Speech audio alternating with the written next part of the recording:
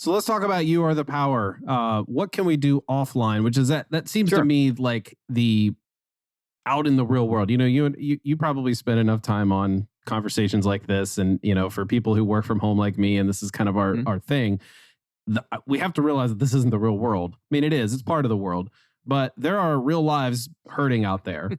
There are real people who Right. are affected by actual everyday George Floyd, Kyle Rittenhouse, and all the Yep. people involved in that. And there Yep. are lots of Yep. things that are really important, and you are very much trying to empower other people to be active in ways that are actually effective rather than simply voting. I mean, clearly you're not against voting, so you're not one of those libertarians, but you're very much right. No, I'm not against But it. you're No. also very much about being active. So tell us about you or the power, and we can go from there. Sure. So you are the power is an answer to what I saw as opportunities that had quite a few challenges and obstacles in front of them. The opportunity is, like I said before, a high and growing record number of people are inherently, intuitively done with the status quo, but they don't know that Mm. there's a viable alternative, or they don't think that the alternatives could actually work. But the real challenges are not that. The real challenges are that I guess that's part of the challenge, but the real challenge is that we haven't had a direction in the liberty movement of how to actually get our ideas out there. We've tried, messaging through, podcasting and through, interviews and all of that stuff. That's helpful, but it's not it. We've tried the electoral path for like 50 years now, and we've had some successes. We've got a few hundred people elected at the local level, few state legislators, but that's not it alone. None of these things are it alone. And what happens is right now there are people that are really hurting right now, and instead of helping them and using that as a way to open a conversation, we're saying, okay, we'll be able to help them once we get in positions of authority and power, or once we dismantle the state through agorism, or once we Yeah, right. do whatever the thing is you think we need to do. What I'm saying is someone's hurting right now. No one's helping them. They don't know how to help themselves. We know what needs to be done. And we are really good at organizing when we actually have something to Or organize they do around. know how We've to help proven that themselves, time and and they're not time allowed again. to. And so, Yeah, or they don't, or they do know how to help themselves. They don't know yeah, how to get yeah, out of yeah. the trap that they've been put into. They know how to do it if they weren't in the trap. So what we do with You Are the Power is we identify causes, we identify issues where people are being run roughshod over by their local government, sometimes by their state government. We begin to organize our membership. We have over 2,000 members. We have members in 50 states already. We begin to organize our membership online to kind of swarm around the local social media, to swarm their phone lines, to swarm their email addresses of the local government, sheriff's department, zoning Yeah. board, school board, whoever's involved in this, whatever this thing is. Yeah, get local media involved by drawing all this attention to it, nationwide, international attention to it. And then from that, we use that to organize the locals, including our local membership, to actually do in-person events to help draw attention to the cause. We usually have them happen right before the next meeting of whatever the government is that we're targeting in this situation, the city council, the Hmm. school board, zoning board, whatever. And then we invite all of the community members that are there to, to call for justice for whatever this cause is, to join us in that meeting and to give a piece of their mind to the people there.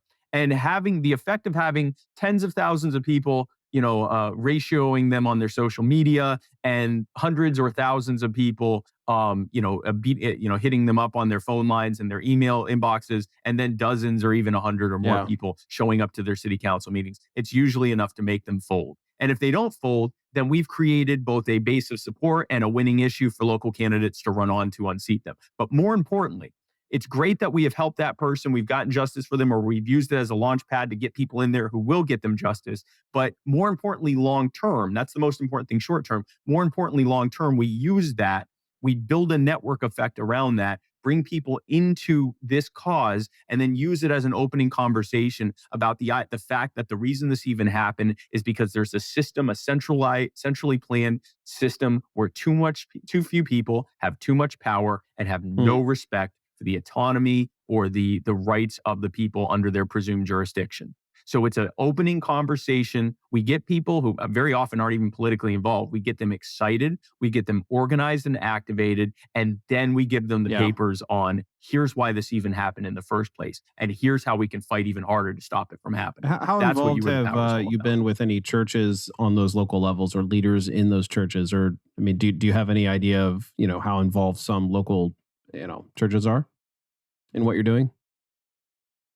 Well, I can tell you in Gastonia, North Carolina, one of the biggest people that's been working with us is a guy by the name Mm. of Pastor Yeah. Moses Colbert, who is a part of an alliance of, I think, 28 different churches in Gaston County, and he's one of the main people showing up at every single month, or every other, because we pick the third Tuesday, but every other city council. Every time we have an event at a Mm. city council meeting, he's one of the main people there. Often one of the people that speaks to the city council, and we did this very much from the standpoint because part of that cause is the fact that that city council shut down his homeless shelter, which was the only homeless shelter in Gastonia. There were some other parts to it as well. A homeless veteran who got assaulted and wrongfully arrested, and some other stuff as well. But on his part of that, they were literally shutting down a church, or shutting down a church's mission to help the homeless. And in doing so, they sent him a note saying, they sent him a letter saying he wasn't complying with zoning because he wasn't zoned to be a homeless shelter. They don't have zoning for a homeless shelter, and which is why there aren't any. And then they said, you're a church, and you need to only stick to church duties. Well, former Christian here, I recall that one of the main duties of the church is to help the poor. Wow. So you can imagine that the Christian community in Gastonia took great offense to that. So no, we are very happily, and there are many times that the Christian communities in the areas that we're working in intuitively Yeah. understand the Right. harm that's being done. In some cases, directly to their Yeah. faith No, and their that's mission. that's wow. As they say in the South, them's fighting words in a different way, right? Like that's just like, wait, are you kidding me? Yeah. That seems to me Yes. that it would Yep.